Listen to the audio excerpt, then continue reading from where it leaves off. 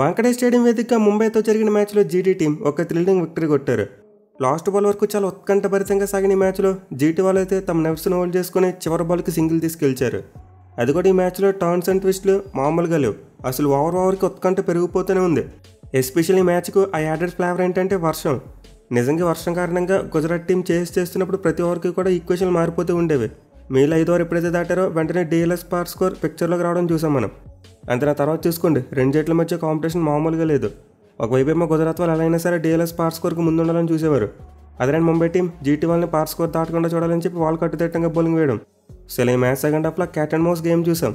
కాసేపు ఏమో విజయం ముంబై వాళ్ళది అనిపించేది, మరి కాసేపు గుజరాత్ వాళ్ళు కంబ్యాక్ చేసేవాళ్ళు. అంతే మళ్ళీ 14th ఓవర్ రెయిన్ బ్రేక్ తర్వాత ముంబై వాళ్ళు కంబ్యాక్ ఇచ్చారు. వరుసగా 4 మంచి ఓవర్స్ వేశారు. దీంతో చివరిలో గుజరాత్ టీంకి ఈక్వేషన్ కష్టంగా మారింది. బట్ ఈ టైంలో మళ్ళీ వర్షం వచ్చింది. దీంతో మ్యాచ్ను 1 ఓవర్కి కుదించి లాస్ట్ ఓవర్ టార్గెట్ 15 పరుగులు పెట్టారు. బట్ లాస్ట్ ఓవర్లో ముంబై టీం ఆ టార్గెట్ని డిఫెండ్ చేసుకోలేక లాస్ట్ బాల్కి మ్యాచ్ ఓడిపోయారు. యాక్చువల్లీ ఈ మ్యాచ్లో చాలామంది ముంబై టీం బౌలింగ్ చేసినప్పుడు మ్యాచ్ కోల్పోయింది అనుకుంటారు. క్రూషియల్ టైమ్స్లో కొన్ని ఓవర్స్లో ఎక్కువ రన్స్ ఇచ్చేసారు, అందుకే మ్యాచ్ పోయింది అనుకుంటారు. బట్ నిజానికి ఈ మ్యాచ్లో ముంబై టీం ఓడిపోయింది వాళ్ళ బ్యాటింగ్ కారణంగా. మెయిల్ వాళ్ళ కెప్టెన్ హార్దిక్ పాండ్యా ఈరోజు ఈగోతో బ్యాటింగ్ చేశాడు. అండ్ ఆల్సో బౌలింగ్ చేసినప్పుడు అలాగే కెప్టెన్సీ విషయంలో కూడా అతని నుంచి అంత బెస్ట్ చూడలేకపోయాం. నిజంగా ఈ మ్యాచ్లో అతను చాలా ఆఫ్ కలర్డ్గా కనిపించాడు. యాక్చువల్లీ మ్యాచ్లో గుజరాత్ టీం టాస్ గెలిచి ముందుగా ఫీల్డింగ్ తీసుకున్నారు. అండ్ వాళ్ళకి స్టార్ట్ కూడా మంచిగానే వచ్చింది. రియాన్ రికల్టన్ అవుట్ అయిపోయాడు, రోహిత్ శర్మ అవుట్ అయిపోయాడు. అది కూడా చాలా తొందరగా చిన్న స్కోర్స్ కొట్టి అవుట్ అయిపోయారు. దీంతో ముంబై టీం 26 రన్స్కి 2 వికెట్స్ కోల్పోయింది. బట్ తర్వాత ఒక మంచి పార్ట్నర్షిప్ చూసాం. విల్ జాక్స్ మరియు సూర్యకుమార్ యాదవ్ ఇద్దరు కలిసి ముంబై టీంని తిరిగి గేమ్లోకి తీసుకొచ్చారు. ఇన్ఫాక్ట్ వీళ్ళిద్దరు పార్ట్నర్షిప్ చాలా మంచి హెల్తీ రన్ రేట్తో నడిచింది. సో ముంబై టీం ఇనిషియల్గా 2 వికెట్లు కోల్పోయినప్పటికీ వీళ్ళిద్దరు జాగ్రత్తగానే హ్యాండిల్ చేసి ఇన్నింగ్స్ని ముందుకు తీసుకెళ్లారు. బట్ ఎప్పుడైతే సాయి కిషోర్ సూర్యకుమార్ యాదవ్ వికెట్ తీశాడో ఆ తర్వాత కలాప్స్ చూసాం. ముంబై టీం వరుస పెట్టి వికెట్లు కోల్పోతూనే ఉంది. ఆ తర్వాత రషీద్ ఖాన్ బౌలింగ్లో విల్ జాక్స్ అవుట్ అయిపోయాడు. ఇన్ఫాక్ట్ ఈ మ్యాచ్లో విల్ జాక్స్ 50 కొట్టాడు, కానీ అసలు ఎక్కడ కూడా రషీద్ ఖాన్ పిక్ చేయలేకపోయాడు. ఏ బాల్ వేసినా అవుట్ అయిపోతారేమని డౌట్ వచ్చేలా బ్యాటింగ్ చేశాడు. అదే తర్వాత చూసుకుంటే హార్దిక్ పాండ్యా దగ్గర నుండి ది మోస్ట్ డిసప్పాయింటింగ్ షాట్ చూసాం. అసలు అతను లాక్ స్వీప్ అనేది అంత అలా ఆడ్డు. బట్ సాయి కిషోర్ని గట్టి కొట్టాలనే ఉద్దేశంతో థర్డ్ బాల్కి అలాంటి షాట్ ట్రై చేశాడు. సో యాక్చువల్లీ లాస్ట్ టైం 2 జట్ల మధ్య మ్యాచ్ జరిగినప్పుడు వీళ్ళిద్దరి మధ్య ఒక చిన్న ఫేస్ ఆఫ్ చూసాం. అండ్ మేబీ దాన్ని గుర్తుపెట్టుకుని హార్దిక్ పాండ్యా ఈ మ్యాచ్లో సాయి కిషోర్ని గట్టి కొట్టడానికి వెళ్ళిపోయాడు. బట్ అతను షాట్ ఆడిన టైమింగ్ చూసుకుంటే మాత్రం చాలా పూర్ అని చెప్పుకోవచ్చు. ముంబై టీం అంతకుముందు 2 ఓవర్స్లోనే 2 వికెట్లు కోల్పోయారు. దీంతో టైంలో వాళ్ళకి పార్ట్నర్షిప్ని బిల్డ్ చేయాలి. Especially captain Hardik Pandya responsibility తీసుకుని ఆ 16th ఓవర్ వరకు ఒక పార్ట్నర్షిప్ రన్ చేయాలి. బట్ దాని కెప్టెన్గా రెస్పాన్సిబిలిటీ తీసుకోవడం అనేసి ఒక అడ్డ బ్యాట్ షాట్ ఆడాడు. అండ్ నెక్స్ట్ ఓవర్లో కూడా తిలక్ వర్మ సేమ్ మిస్టేక్ చేశాడు. అతను కూడా షాట్కి వెళ్ళిపోయాడు. సో ముంబై టీం అయితే 11వ ఓవర్ దగ్గర నుండి మొదలు పెడితే వరుసగా 4 ఓవర్స్లో 4 వికెట్లు కోల్పోయింది. దీంతో 97 పరుగులకి 2 వికెట్లు ఉన్న టీమ్ స్కోర్ 111 వచ్చేసరికి 6 వికెట్లు పడిపోయాయి. అంటే in the matter of 16 runs 4 వికెట్లు కోల్పోయారు. ఈవెన్ ఆ తర్వాత కూడా ఒక ఓవర్ గ్యాప్ వచ్చింది. అండ్ దెన్ మళ్ళీ నెక్స్ట్ ఓవర్లో నమందిర్ అవుట్ అయిపోయాడు. So actually Mumbai batsmen పార్ట్నర్షిప్ని build చేసే ప్రయత్నం చేయలేదు. వాళ్ళు అగ్రెసివ్గా 200కి టార్గెట్ పెట్టుకుని అన్నట్టు అనిపించింది. అంటే విల్ జాక్స్ మరియు సూర్య మధ్య పార్ట్నర్షిప్ చేసి మనకి 200 ఖచ్చితంగా వచ్చేస్తుందని మైండ్ సెట్ ఆడారు. అదే వాళ్ళు కొంచెం బాగా ఆలోచించి ఈ వికెట్ 200 వికెట్ కాదు, ఒక 170 రన్స్ కొట్టినా చాలా వరకు డిఫెండ్ చేసుకునే అవకాశం ఉంటుందని చెప్పి థింక్ చేయలేదు. ఇంకా సింపుల్గా చెప్పాలంటే వాళ్ళ middle order batsmen game awareness చూపించలేదు. So clearly Mumbai team match ఓడిపోయింది ఎక్కడే. వాళ్ళు ఈజీగా 170 రన్స్ కొట్టుండొచ్చు, బట్ అనవసరంగా వికెట్లు కోల్పోయారు. ఇన్ఫాక్ట్ మ్యాచ్ అయిపోయిన తర్వాత కూడా హార్దిక్ పాండ్యా ఇదే చెప్పాడు, మేము బ్యాటింగ్లో ఒక 25 రన్స్ షాట్ కొట్టాం, అందుకే మ్యాచ్ పోయిందని చెప్పి. అయితే చివరిలో కార్బిన్ బాష్ ఒక ఎండ్లో నిలబడడం చూసాం. 22 బాల్స్లో 27 రన్స్ కొట్టాడు. సో కార్బిన్ బాష్ అన్న చిన్న క్యామ్ ఇన్నింగ్స్లో ముంబై టీం స్కోర్ అయితే 150 దాటింది. బట్ నిజానికి పిచ్ అయితే 155 స్కోర్ ఉండే పిచ్ కాదు, ఖచ్చితంగా 180 స్కోర్, ఒక పార్ స్కోర్ అని చెప్పుకోవచ్చు. ఏందో లిటిల్ బిట్ బౌలర్స్ కలుపుకున్నట్టు కనిపించినా సరే మరీ అంత బీభత్సమైన హెల్ప్ కాదు అది. జస్ట్ ఎవరైతే మంచి టైట్ లైన్ అండ్ అంత వేస్తున్నారో వాళ్ళకి మంచి బౌలింగ్ పడింది, అంతేగాని వేసిన ప్రతి ఒక్కరికి మంచి బౌలింగ్ పడలేదు.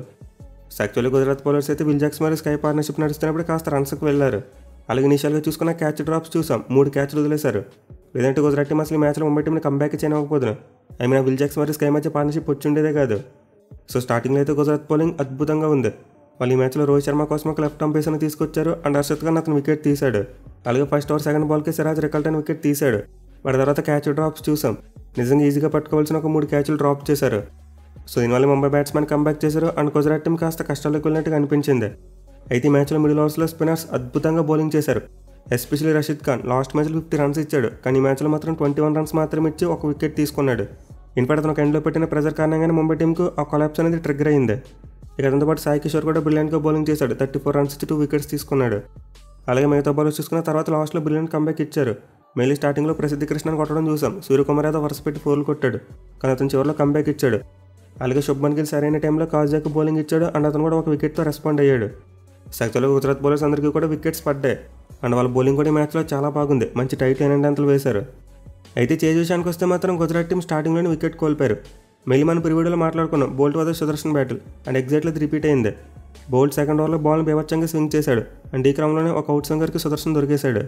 అండ్ దాని తర్వాత చూసాం మిగతా ఇద్దరు Gujarat top order batsmen shell మోడ్లోకి వెళ్ళిపోయారు. మరి వికెట్ పడితే మ్యాచ్ పోతుందేమో అన్నట్టు చాలా జాగ్రత్తగా బ్యాటింగ్ చేశారు. ఎస్పీజీలో వాళ్ళ కెప్టెన్ శుభ్మన్ గిల్ అయితే చాలా అంటే చాలా లో స్ట్రైక్ రేట్తో బ్యాటింగ్ చేశాడు. ఇన్బట్టి వాళ్ళ బ్యాటింగ్ ఎంత స్లోగా నడిచిందంటే పవర్ ప్లే అయ్యేసరికి జీటీ టీమ్ స్కోర్ కేవలం 29 రన్స్ మాత్రమే. అంటే ఓవర్కి కనీసం 6 పరుగులు చెప్పిన కూడా కొట్టలేదు. అండ్ ఈ టైంలో చూసుకుంటే మళ్ళీ డ్రిజిల్ స్టార్ట్ అయింది. దీంతో వెంటనే డిఎల్ఎస్ పార్ స్కోర్ డిస్ప్లే చేయడం మొదలుపెట్టారు. సో ఓవర్లో అయ్యేసరికి జీటీ టీమ్ స్కోర్ ఒక వికెట్ కోల్పోయి 40 రన్స్ కొట్టి ఉండాలి. బట్ వాళ్ళైతే కేవలం 29 రన్స్ మాత్రమే కొట్టారు. అంటే డిఎల్ఎస్ పార్ స్కోర్ కంటే 11 పరుగులు వెనకబడి ఉన్నారు. దీంతో టైంలో వర్షం వచ్చి మ్యాచ్ ఆగకపోతే ముంబై టీం గెలిచేస్తారు. బట్ ఇన్వా 6th ఓవర్ తర్వాత స్ట్రాటజిక్ టైమ్అవుట్ చూసాం. అండ్ ఈ టైంలోనే గుజరాత్ బ్యాట్స్మెన్ రియలైజ్ అయ్యారు. మీలా రోల్ క్లారిటీ ఇచ్చుకోవడం చూసాం. జాస్ బట్లర్ నేను అగ్రెసివ్ రూట్ తీసుకుంటానని చెప్పి కొట్టడం మొదలుపెట్టాడు. వేరే శుభ్మన్ గిల్ స్టిల్ ఒక ఎండ్ అలా స్లోగా ఆడుతూనే ఉన్నాడు. సో గుజరాత్ టీంకి అయితే 4 వేసిన ఓవర్లో 11 పరుగులు వచ్చాయి. దీంతో గుజరాత్ టీం అనేది డిఎల్ఎస్ పార్ స్కోర్కి కాస్త దగ్గరకు వచ్చారు. 6 పరుగులు మాత్రం వెనకబడి ఉన్నారు. అయితే ఈ టైంలో చూసుకుంటే నెక్స్ట్ ఓవర్ హార్దిక్ పాండ్యా వేశాడు. మొత్తం మ్యాచ్ కంప్ అయిపోయింది. నిజంగా ఓవర్లో ఎంత పూర్ బౌలింగ్ చేశాడంటే 3 వైడ్లు వేశాడు, 2 నో బాల్స్ వేశాడు అండ్ ఓవరాల్గా 18 రన్స్ ఇచ్చాడు. సో నిజంగా హార్దిక్ పాండ్యా వేసిన ఓవర్ అయితే కంప్లీట్లీ గేమ్ యొక్క మూమెంట్ అని జీటీ వైపు తిప్పేసింది. ఈ ఓవర్ ముందు వరకు చూసుకుంటే వాళ్ళు డిఎల్ఎస్ పార్ స్కోర్కి 6 పరుగులు వెనకబడి ఉన్నారు. కానీ ఓవర్ తర్వాత చూసుకుంటే 5 పరుగులు అహెడ్ వెళ్ళిపోయారు. అంటే హార్దిక్ పాండ్యా వేసిన 8th ఓవర్ తర్వాత ఫస్ట్ మ్యాచ్ ఆగకపోతే అప్పుడు గుజరాత్ టీం గెలిచేస్తారు మ్యాచ్ని 5 పరుగులు దాటితో. సో స్ట్రాటజిక్ టైం తర్వాత 2 ఓవర్స్ ఏమైతే ఉన్నాయో ఆ రెండింటిలో కూడా గుజరాత్ బ్యాట్స్మెన్ చాలా మంచిగా కంబ్యాక్ చేశారు. అండ్ దాని తర్వాత చూసాం వాళ్ళు చాలా సెన్సిబుల్గా బ్యాటింగ్ చేశారు. మెల్లగా రిస్క్ తీసుకోకుండా గేమ్ను ముందుకు తీసుకెళ్లారు. మళ్ళీ ప్రతి ఓవర్లో కూడా డిఎల్ఎస్ పార్ స్కోర్కి హెడ్ ఉండడానికి ట్రై చేశారు. అయితే 12 ఓవర్లో మాత్రం జాస్ బట్లర్ అటాక్ చేయడానికి వెళ్ళిపోయాడు. ఇన్బట్టి 2 బాల్కి ఒక డ్రాప్ క్యాచ్ చూసాం. తిలకవరం ఈజీ క్యాచ్ని వదిలేశాడు. But luckily Ashwani Kumar next బాల్కి కంబ్యాక్ చేశాడు. అవుట్ సైడ్ ఆఫ్ స్టంప్ ఉన్న బాల్ని జాస్ బట్లర్ నిక్ చేసి కీపర్కి క్యాచ్ అవుట్ అయిపోయాడు. సో ఓవర్లో వికెట్ పడ్డం అలాగే 3 రన్స్ మాత్రమే రావడం వల్ల ముంబై టీంకి చాలా ప్లస్ అయింది. వాళ్ళు ఓవర్ తర్వాత చూసుకుంటే డిఎల్ఎస్ పార్ స్కోర్ కంటే 5 పరుగులు ముందుకు వెళ్ళిపోయారు. అంటే జీటీ టీం ఓడిపోయే స్టేజ్కి వచ్చేసింది, ముంబై టీం గెలిచే స్టేజ్కి వచ్చారు. అయితే ఇక్కడ చాలామంది అశ్విని కుమార్ ఎందుకు ప్లేయింగ్ లోనికి వచ్చాడని చెప్పి అడగొచ్చు. ముంబై టీం ఇంపాక్ట్ పెరిగి కరణ్ శర్మని తీసుకున్నారు. బట్ అశ్విని కుమార్ ఎందుకు వచ్చాడంటే కార్బన్ బాష్కి బ్యాటింగ్ చేస్తున్నప్పుడు ఆ కంకషన్ ఇంజరీ చూసాం. ప్రసిద్ధ కృష్ణ వేసిన ఒక బౌన్సర్ తన తలకి తగిలింది. దీంతో కార్బన్ బాష్కి కంకషన్కి అశ్విని కుమార్ వచ్చాడు. అండ్ ఈ విషయంలో కొంతమంది డిబేట్ చేయొచ్చు ఆల్రౌండర్ ప్లేస్లో బౌలర్ ఎలా వస్తాడని చెప్పి. బట్ దీని గురించి మనం ఆల్రెడీ శివం దుబే మరి హర్షిత్ రాణా కంకషన్ అప్పుడు మాట్లాడుకున్నాం. రూల్స్ ప్రకారం ఒక ఆల్రౌండర్ ప్లేస్లో బౌలర్ని తీసి తెచ్చుకోవచ్చు. అండ్ ఎగ్జాక్ట్లీ అదే జరిగింది. సో ఇందులో డిస్కస్ చేయవలసింది ఏమీ లేదు. ఐసీసీ వాళ్ళు exactly like to like replacement ఉండాలని చెప్పి రూల్ మారిస్తే తప్ప ఇందులో మార్పు రాదు. సో అశ్విని కుమార్ ఎడిషన్ అయితే చాలా వరకు ముంబై టీంకి కలిసి వచ్చింది. అతను బ్రిలియంట్గా బౌలింగ్ చేశాడు. బట్ 13th ఓవర్లో కెప్టెన్ హార్దిక్ పాండ్యా ఒక బిగ్గెస్ట్ గ్యాంబుల్ తీసుకున్నాడు. లెఫ్ట్ హ్యాండర్ రూదర్ఫర్డ్ బ్యాటింగ్ వచ్చాడని చెప్పి విల్ జాక్స్కు బౌలింగ్ ఇచ్చాడు. అండ్ విల్ జాక్స్ చూసుకుంటే సీజన్లో లెఫ్ట్ హ్యాండర్స్కి చాలా మంచిగా బౌలింగ్ చేశాడు. ఈవెన్ ఓవర్లో చూసుకున్న ఫస్ట్ 3 బాల్స్ డాట్ బాల్స్ చూసాం. బట్ లాస్ట్ 3 బాల్స్ కంప్ అయిపోయాయి. 2 4లు మరి ఒక 6 కొట్టాడు. సో ఓవర్ అయితే మళ్ళీ మూమెంటంను జీటీ వైపు షిఫ్ట్ చేసేసింది. ఈ ఓవర్లో ఎప్పుడైతే 15 పరుగులు వచ్చాయి జీటీ టీం వెంటనే డిఎల్ఎస్ పార్ స్కోర్ కంటే హెడ్ వెళ్ళిపోయారు. అంటే నెక్స్ట్ ఓవర్లో కూడా రన్స్ రావడం చూసాం. 13 పరుగులు వచ్చాయి. సో పవర్ ప్లే తర్వాత 2 ఓవర్స్లో గేమ్ ఎలా అయితే మారిపోయింది ఇక్కడ కూడా సేమ్ 2 ఓవర్స్లో మళ్ళీ గేమ్ మారిపోయింది. 14 ఓవర్ ఎండేసరికి Gujarat team score DLS par score కంటే 8 పరుగులు ముందున్నారు. అండ్ ఈ టైంలో చూసుకుంటే వర్షం వచ్చింది, గేమ్ కాసేపు ఆగిపోయింది. విచ్ మీన్స్ ఈ 14 ఓవర్ తర్వాత గేమ్ రీస్టార్ట్ కాకపోయిందంటే గుజరాత్ టీం 8 పరుగుల దాటితో మ్యాచ్ గెలిచేసి ఉండేవారు. బట్ లక్కీలు వర్షం అనేది ఎక్కువసేపు పడలేదు. 20 మినిట్స్లో గేమ్ రీస్టార్ట్ అయిపోయింది. అండ్ దాన్ని బ్రేక్ తర్వాత చూసాం ముంబై టీం స్ట్రైట్ అవే కంబ్యాక్ ఇచ్చారు. బుమ్రా బౌలింగ్కి వచ్చి ఒక ఇన్కమింగ్ డెలివరీతో గిల్ని క్లీన్ బౌల్ చేశాడు. అండ్ దాన్ని నెక్స్ట్ ఓవర్లో చూసుకుంటే బోల్ట్ కూడా ఒక ఇన్కమింగ్ బాల్తో రూదర్ఫర్డ్ని ఎల్బీడబ్ల్యూగా అవుట్ చేశాడు. అలాగే వెంటనే మళ్ళీ నెక్స్ట్ ఓవర్లో బుమ్రా ఒక ఇన్కమింగ్ డెలివరీతో షారుఖ్ ఖాన్ అవుట్ చేశాడు. ఈవెన్ తర్వాత ఓవర్లో చూసుకున్న మళ్ళీ గుజరాత్ టీం వికెట్ కోల్పోయింది. అశ్విని కుమార్ రషీద్ ఖాన్ అవుట్ చేశాడు. సో బ్రేక్ తర్వాత గుజరాత్ టీం వరుసగా 4 ఓవర్స్లో 4 వికెట్స్ కోల్పోయారు. అట్ ది సేమ్ టైం వాళ్ళ రన్స్ చూసుకొని ఎక్కువ కొట్టలేకపోయారు. ఈ 4 ఓవర్స్ కలుపుకుని వాళ్ళు కేవలం 25 రన్స్ మాత్రమే కొట్టారు. మళ్ళీ పవర్ ప్లేలో బుమ్రా మరియు బోల్ట్ కాంబినేషన్ చూసాం. వీళ్ళిద్దరు అద్భుతమైన బౌలింగ్ చేశారు. అండ్ ఈ రెయిన్ బ్రేక్ తర్వాత కూడా సేమ్ కాంబినేషన్ రిపీట్ అయింది. బుమ్రా మరియు బోల్ట్ వీళ్ళిద్దరు కలిసి గుజరాత్ టీంని డిస్మాంటిల్ చేశారు. అలాగే తర్వాత అశ్విని కుమార్ కూడా ఒక బ్రిలియంట్ ఓవర్ వేశాడు. సో ఇలా ముంబై టీం వరుసగా 4 ఓవర్స్లో 4 వికెట్లు తీసి కంబ్యాక్ చేశారు. దీంతో వాళ్ళు డిఎల్ఎస్ పార్ స్కోర్ కంటే 5 పరుగులు ముందుకు వెళ్ళిపోయారు. సో గుజరాత్ టీం అయితే 4 ఓవర్స్లో గెలిచే మ్యాచ్ను బాటిల్ చేశారు. వాళ్ళు చాలా సింపుల్గా ఉన్న ఈక్వేషన్ క్లిష్టంగా మార్చేసుకున్నారు. లాస్ట్ ఓవర్స్లో మ్యాచ్ కలవాలంటే 24 రన్స్ కొట్టాలి. బట్ ఈ టైంలో మళ్ళీ వర్షం రావడం చూసాం. అండ్ ఈసారి చూసుకుంటే వర్షం కాసేపు ఎక్కువ వచ్చింది. బట్ స్టిల్ చివరికి ఒక ఓవర్ ఆడేందుకు గేమ్ మిగిలింది. సో అయితే ఇక్కడ వాంకడే గ్రౌండ్ స్టాప్ని చాలా మెచ్చుకోవాలి. వాళ్ళైతే వర్షం అయిపోయిన వెంటనే చాలా ఫాస్ట్గా గ్రౌండ్ని రెడీ చేసేసారు. మిగిలిన కవర్స్ కప్పడం మరియు తీయడం చాలా క్విక్గా చేశారు. బట్ ఎనివే చివరిలో చూసాం ముంబై టీం గ్రౌండ్లోకి రావడానికి కాస్త విముఖత చూపించింది. ఎందుకంటే వాళ్ళు డిఎల్ఎస్ పార్ స్కోర్ కంటే హెడ్ ఉన్నారు. కానీ జీటీ బ్యాట్స్మెన్ చూసుకుంటే మాత్రం పరిగెత్తుకుంటూ గ్రౌండ్లోకి వచ్చేసారు. ఎప్పుడు మ్యాచ్ స్టార్ట్ చేస్తే ఎప్పుడు బ్యాటింగ్ ఆడతామన్నట్టు. ఎనివే డిఎల్ఎస్ ద్వారా అయితే టార్గెట్ని రివైజ్ చేశారు. ఒక ఓవర్లో 15 పరుగులు కొట్టాలని మార్చారు. అండ్ ఈ టైంలో చూసుకున్న ముంబై టీమే కాస్త ఫేవరెట్స్గా కనిపించింది. బట్ లాస్ట్ ఓవర్లో దీపక్ చార్ చాలా పూర్ బౌలింగ్ చేశాడు. అసలు జెరాల్డ్ కాజా లాంటి ప్లేయర్కు స్లాట్లో బాల్ వేశాడు. అండ్ దాని 6 తర్వాత మళ్ళీ వెంటనే నో బాల్ వేయడం కూడా చూసాం. సో ఫస్ట్ బాల్కి రాహుల్ తివారీ 4 కొట్టాడంటే అతను బ్యాట్స్మెన్ కాబట్టి కొడతాడు. కానీ కాజా చేత 6 కొట్టించుకోవడం నిజంగా దీపక్ చహర్ పూర్ బౌలింగ్ అని చెప్పుకోవాలి. మేలు ఇలాంటి లోవర్ ఆర్డర్ బ్యాట్స్మెన్కి outside off stump balls వేయాలి, అంటే వాళ్ళు ఆర్క్లో లేకుండా బాల్స్ వేయాలి. బట్ దీపక్ చహర్ పర్టికులర్ స్లాట్లోనే బౌలింగ్ చేశాడు. దీంతో ఫస్ట్ 4 బాల్స్కి స్కోర్స్ లెవెల్ అయిపోయాయి. బట్ మళ్ళీ 5వ బాల్కి వికెట్ పడింది and equation 1 run for 1 ball. So ఈ టైంలో అయితే ముంబై టీంకి గేమ్ను సూపర్ ఓవర్ వరకు తీసుకెళ్ళడానికి ఛాన్స్ వచ్చింది.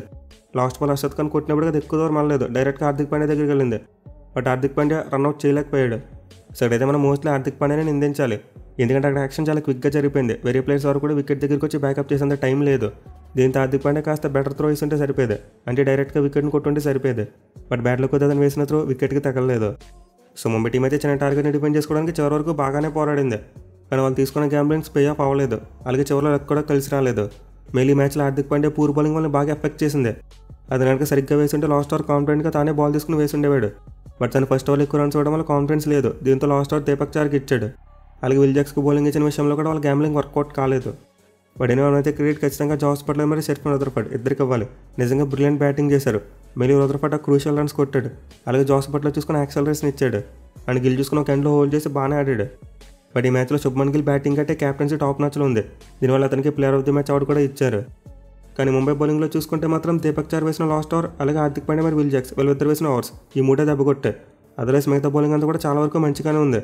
ఎస్పెషల్లీ బుమ్రా అయితే వంటి చేత మ్యాచ్ని గెలిపించేలా కనిపించాడు. అలాగే ట్రెంట్ బాల్ కూడా అతనికి బ్రిలియంట్ సపోర్ట్ ఇచ్చాడు. సో ఇద్దరైతే తలో 2 వికెట్లు తీశారు, అది కూడా బిలో 6 ఎకానమీతో బౌలింగ్ చేశారు. అండ్ అశ్విని కుమార్ కూడా 2 వికెట్స్ తీశాడు, 28 రన్స్ మాత్రం ఇచ్చాయి. ఈవెన్ కరణ్ శర్మ కూడా 2 ఓవర్స్లో 13 రన్స్ మాత్రం ఇచ్చాడు. సో యాక్చువల్లీ ముంబై బౌలర్స్ చాలా మంచిగా పోరాడారు, కానీ వాళ్ళు తీసుకున్న కొన్ని రిస్క్ డిసిషన్స్ పే ఆఫ్ అవ్వలేదు. But anyway end of the day చేసుకుంటే ఈ మ్యాచ్లో ముంబై టీం ఓడిపోయిందంటే దానికి మెయిన్ రీజన్ వాళ్ళ బ్యాటింగ్ ఫెయిల్యూరే. మిడిల్ ఆర్డర్లో అనవసరంగా కొలాప్స్ అయ్యారు, అదర్వైజ్ ఈజీగా 170 to 180 రన్స్ కొట్టుండేవారు. ఇక ఈ మ్యాచ్ తర్వాత పాయింట్స్ టేబుల్ చూసుకుంటే గుజరాత్ టీం టాప్లోకి వెళ్ళిపోయారు అండ్ ఆల్మోస్ట్ వాళ్ళు ప్లే ఆఫ్ స్పాట్ని ఫిక్స్ చేసుకున్నట్టే. మిగతా 3 మ్యాచ్లు 1 గెలిచినా చాలు ఈజీగా ప్లే ఆఫ్స్కి వెళ్ళిపోతారు. అండ్ ఆల్సో వాళ్ళకి టాప్ 2 ఉండేందుకు కూడా చాలా ఎక్కువ అవకాశాలు కనిపిస్తున్నాయి. బట్ వేరేస్ ముంబై టీం ఓడిపోవడం వాళ్ళకి ఖచ్చితంగా చాలా నెగిటివ్గా మారుతుందని చెప్పుకోవచ్చు. మళ్ళీ ఇప్పుడు టాప్ 2లోకి వెళ్ళేందుకు వాళ్ళకి అవకాశాలు తగ్గిపోతాయి. అట్ ది సేమ్ టైం వాళ్ళైతే ఇప్పుడు ప్లే ఆఫ్స్ మీద కూడా చాలా గట్టిగా దృష్టి పెట్టాలి. నెక్స్ట్ 2 మ్యాచెస్లో జాగ్రత్తగా గెలవాలి, లేకపోతే కిందనే ఢిల్లీ క్యాపిటల్స్ లేదా కోల్కతా నైట్ రైడర్స్ ఎవరొకరు పైకి వచ్చేయచ్చు. సో ఈ మ్యాచ్లో పరాజయం తర్వాత అయితే ముంబై టీంకి ఇంకా టాప్ 2కి వెళ్ళడం కష్టమే. దీంతో వాళ్ళ విషయాన్ని మర్చిపోయి ప్లే ఆఫ్స్కి ఎలా క్వాలిఫై అవ్వాలని దాని మీద కాన్సన్ట్రేట్ చేస్తే బెటర్. చూడాలి మరి ముంబై టీం నెక్స్ట్ మ్యాచెస్లో ఎలా కంబ్యాక్ చేస్తారనేది.